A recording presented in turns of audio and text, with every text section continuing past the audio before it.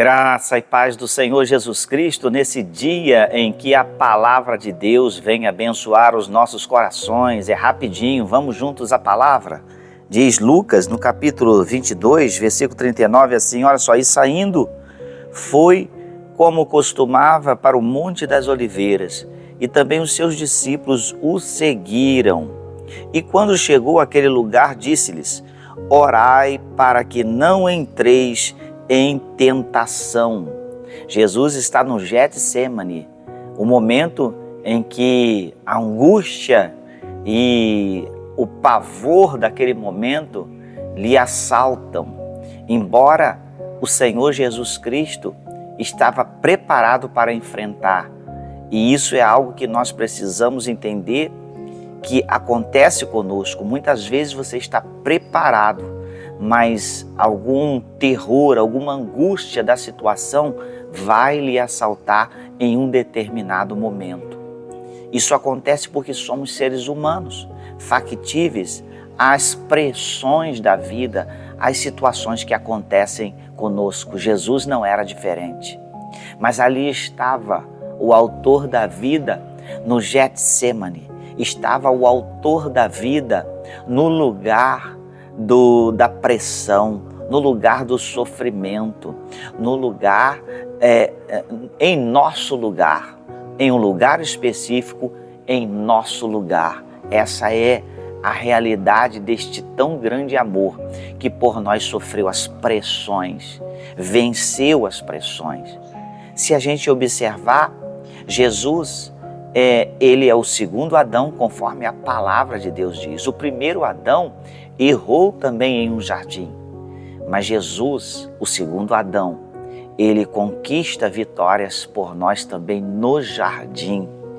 Esse é o nosso Deus, que faz o plano através da história e resgata cada um de nós para que venhamos ser dele e vivamos a plenitude de uma restauração.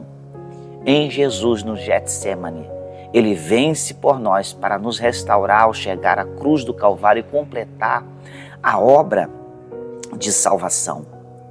Nós precisamos seguir essa orientação daquele que, ao contrário do primeiro Adão, pecou no jardim. Esse nos resgata e nos traz uma orientação. Olha só, orai. Essa é a orientação de Jesus.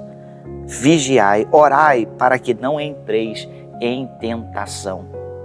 Em tentação, o primeiro homem no jardim do Éden caiu. Mas o segundo Adão, ele no Getsemane nos traz a orientação com respeito a não cairmos em tentação e pecarmos. Por meio da oração, o preventivo para isso é a oração. Orar é falar e conversar com Deus. Então isso é algo muito importante, que muitas pessoas têm menosprezado e têm dito, Deus conhece já o meu pensamento antes de eu pensar. Ele já sabe todas as coisas e evitam a oração. Quando o próprio Senhor Jesus traz essa orientação aos discípulos e ecoa para cada um de nós em todos os tempos. Orai, orai, vigiai para que não venha cair em tentação, para que você não venha errar. Da tentação dar luz ao pecado, porque uma realidade é a tentação não é pecado, mas leva ao pecado. E muitos estão incorrendo na vida em tentação e cai ao pecado. Por quê? Porque evitou a oração ou concluiu que a oração fosse apenas algo que, no meu pensamento eu falo rapidamente com Deus, ou ele já sabe todas as coisas, não vou tanto falar com ele assim. Precisamos voltar cada dia à oração, à conversa com Deus. E há uma tônica na oração de que muito mais nós precisamos ouvir aquilo que expressamos a Deus do que o próprio Deus, isso é certo. Deus, ele precisa ouvir? Não, mas ele quer nos ouvir e quer que nós ouçamos a nós mesmos, expressando aquilo, em uma conversa, expressando aquilo que vai dentro de nós. A oração cura, A oração traz refrigério. Por quê? Porque você está expondo ao teu amigo, que é Deus, ao teu Senhor, aquele que te chamou das trevas para a luz, aquele que tirou do lugar escorregadio para o lugar firme, que é Ele mesmo, a rocha inabalável.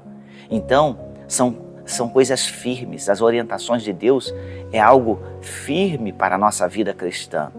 Então, se Jesus traz aos seus discípulos, naquele Getsemane, orai para que não entreis em tentação, vale para cada um de nós.